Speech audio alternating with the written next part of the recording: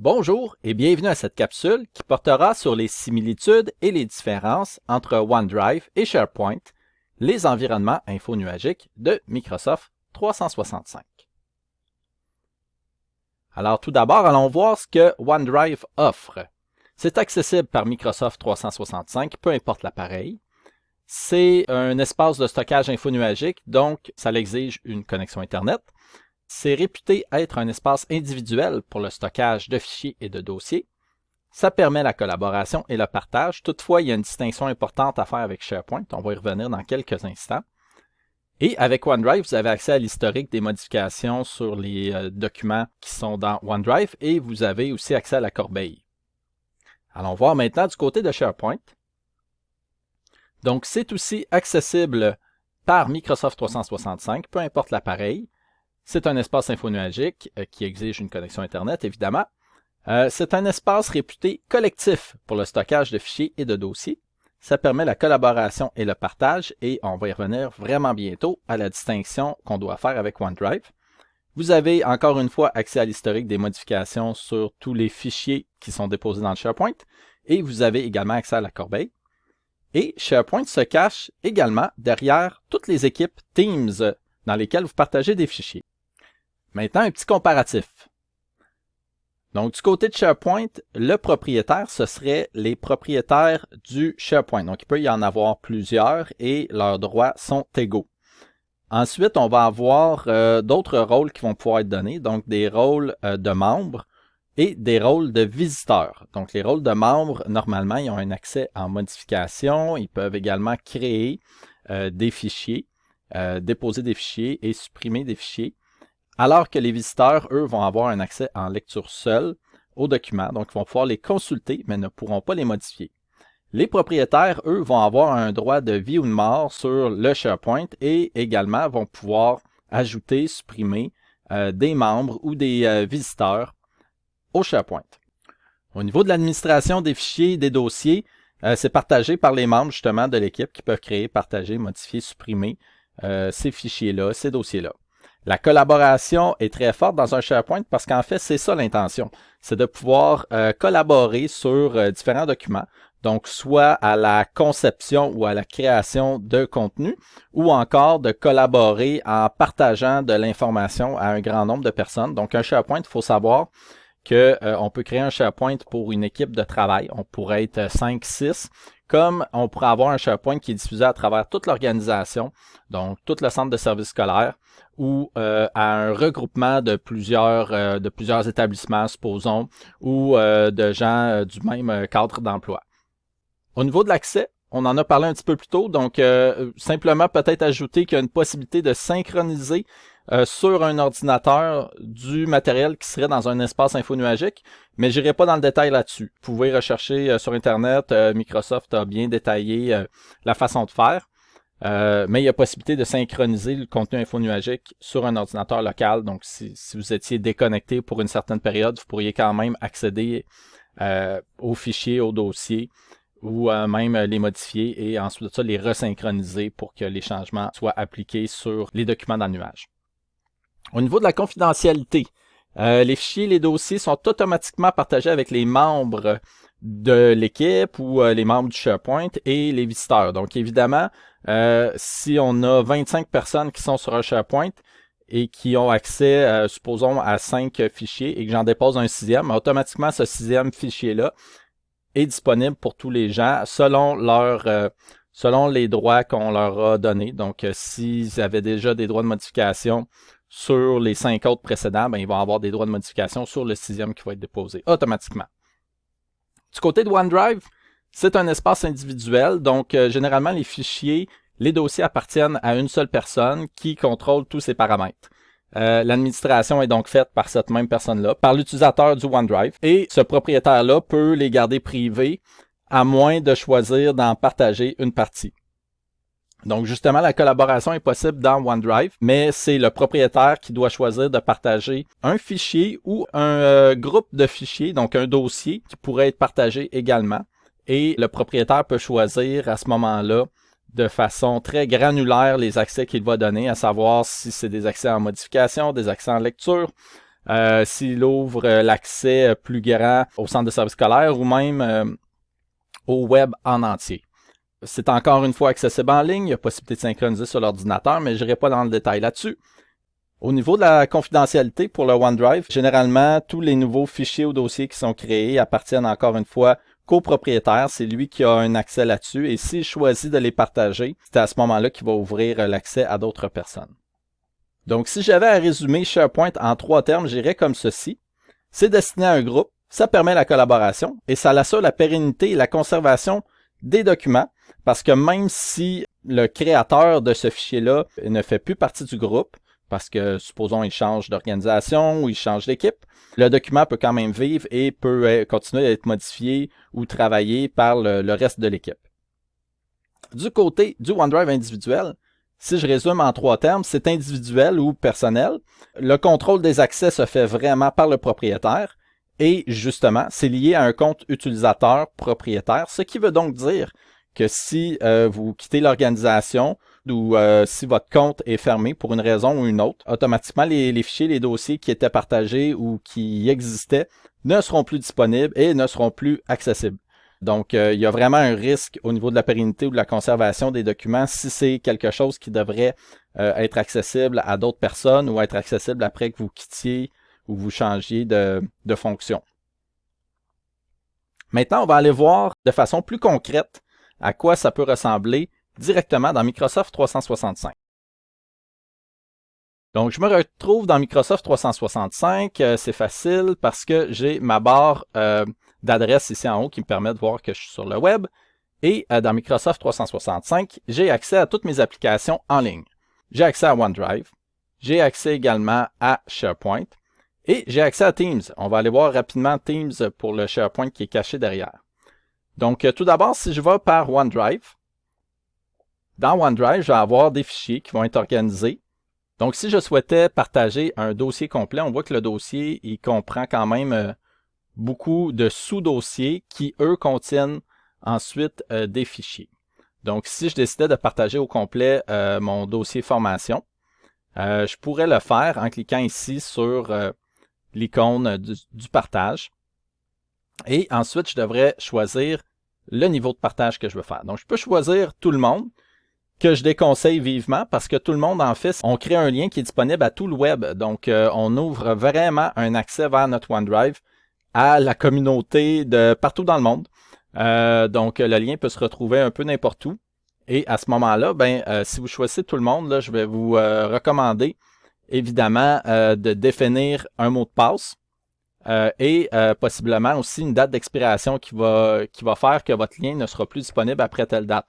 Donc, si pour un besoin vraiment particulier, vous avez besoin d'ouvrir en dehors de l'organisation, c'est les paramètres que je vous recommande de choisir. Si vous partagez avec votre organisation, votre centre de service, à ce moment-là, c'est tous les gens de votre organisation qui ont un compte utilisateur devraient pouvoir avoir accès à cette information-là, à ce lien-là. Ça ne veut pas dire qu'ils ont le lien pour y aller, mais ça veut dire qu'ils ont accès quand même. Donc, je vais revenir un petit peu plus tard par rapport au lien. Les personnes ayant déjà l'accès, ça serait tout simplement pour retrouver un lien qui a déjà été créé. Et les personnes de votre choix ici, ça serait pour justement permettre le partage auprès de certaines personnes. Donc, je pourrais choisir de donner un droit en modification ou un droit en consultation ou en lecture. Donc, si je veux, par exemple, permettre à mon collègue Kevin de modifier,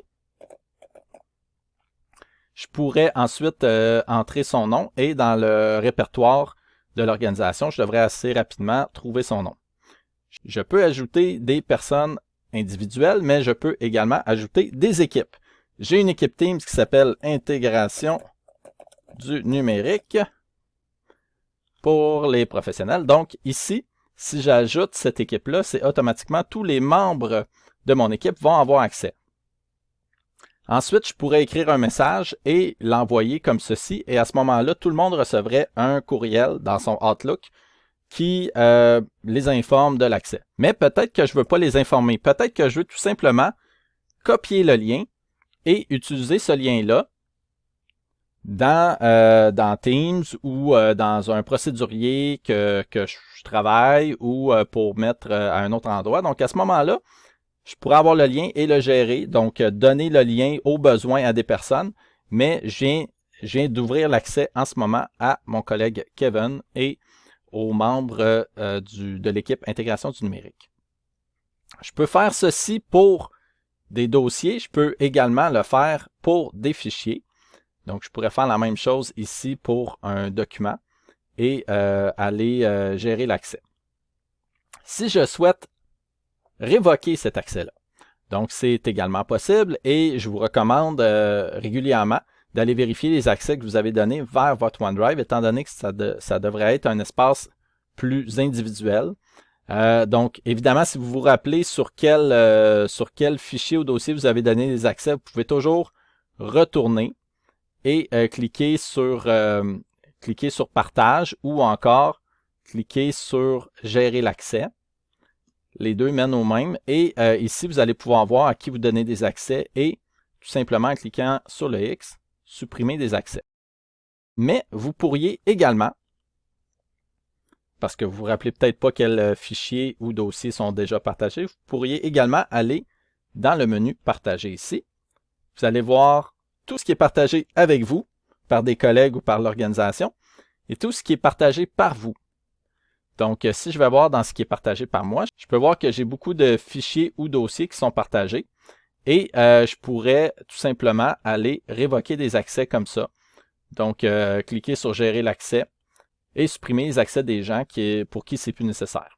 Donc, je vous invite à faire ça de façon périodique pour vous assurer qu'il n'y a pas trop d'informations qui est non nécessaire, qui est partagée. Si par erreur ou par mégarde, il y a un document qui a été supprimé et que je souhaite le retrouver, je peux tout simplement me rendre dans la corbeille et à ce moment-là, je vais pouvoir retrouver les fichiers qui ont été supprimés. Donc, je crois qu'il y a une durée, il y a quand même une durée dans laquelle les documents vont rester dans la corbeille avant d'être définitivement supprimés. Donc, évidemment, ce n'est pas un endroit de stockage, c'est vraiment en dernier recours, mais vous pouvez retrouver des fichiers qui ont été supprimés. Dernière chose que je veux vous montrer, c'est que dans OneDrive, vous pouvez également aller voir l'historique des modifications sur un document en utilisant l'historique des versions. Donc, vous allez être en mesure de voir qui a modifié le document, quand il l'a modifié et de voir le nombre de versions qu'il y a eu. Donc, à partir de là, il n'y a plus de nécessité à avoir version 1, version 2, version finale 2, version finale 3. Vous pouvez toujours travailler sur le même document, le même titre, et vous allez pouvoir vous promener d'une version à l'autre, aller voir les modifications et au besoin, vous pourriez revenir en arrière, restaurer une version antérieure. Vous pouvez évidemment consulter les versions antérieures ou encore supprimer les versions antérieures pour ne garder qu'une seule version qui serait à ce moment-là la version finale. Maintenant, si on va voir du côté de SharePoint, on va retrouver des fonctions qui sont similaires. Donc ici, j'ai un SharePoint qui s'appelle démonstration, démo d'équipe. Donc dans un SharePoint, ce qu'il faut comprendre, c'est que les documents qui sont ici normalement sont accessibles par tous les membres et les visiteurs du SharePoint. Et à ce moment-là, ils ont un accès déjà dessus. Donc, on n'a pas besoin de partager de façon granulaire, de choisir un fichier ou un dossier à partager. Tous les documents qu'on dépose là sont disponibles à tous les membres de l'équipe. Et les membres de l'équipe sont disponibles pour les propriétaires. Donc, on peut ajouter, supprimer des membres lorsqu'on est propriétaire d'un SharePoint. On a également la corbeille qui est disponible pour le SharePoint. Ici, il n'y a rien. Et évidemment, chacun des fichiers ou dossiers d'un SharePoint, on a la possibilité d'aller consulter l'historique des versions et de voir les différentes versions qu'il y a pu avoir. Encore une fois, on peut restaurer ou garder une seule version.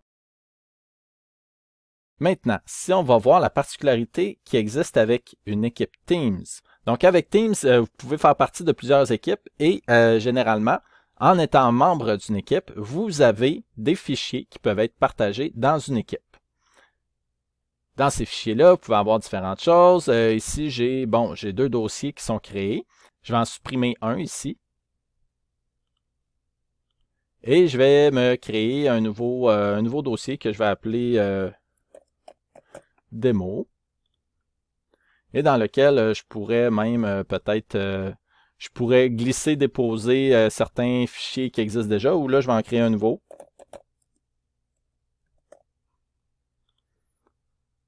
Et je pourrais mettre, bon, je vais mettre du contenu comme ceci. Voilà. Donc, ce qu'il faut savoir, c'est que dans une équipe, les fichiers sont entreposés automatiquement sur un SharePoint. Et comment accéder à ce SharePoint-là? Je cliquerai sur mon canal général. J'irai dans les 3 petits points en haut à droite et je choisirai « Ouvrir dans SharePoint ».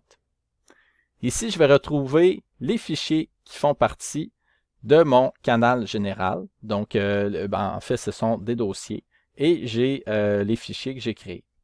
Donc, je retrouverai même dans la corbeille ce que j'ai supprimé. Donc, j'ai supprimé un petit peu plus tôt le dossier FGJ que je retrouve ici, que je pourrais au besoin restaurer. Donc voilà. Mais aussi, dans une équipe, je peux avoir différents canaux. Dans mon cas, j'ai le canal général, mais j'ai aussi un canal qui s'appelle Canva, Genially, Microsoft Booking, etc. Ça veut donc dire que dans mon SharePoint, je vais retrouver tous ces dossiers-là. Donc, je vais avoir un dossier qui s'appelle Général pour le canal général. Je vais aussi avoir un dossier qui porte le nom de chacun des canaux. Et dans chacun de ces canaux-là, si je partage des fichiers, je vais les retrouver. Donc, vous comprenez maintenant l'organisation qu'il peut y avoir derrière une équipe Teams. Il y a nécessairement un SharePoint. Donc, en espérant que toutes ces informations vous seront utiles. Là-dessus, je vous invite à expérimenter et à réécouter cette capsule au besoin pour vous rafraîchir la mémoire sur l'utilisation de SharePoint et OneDrive. Merci beaucoup!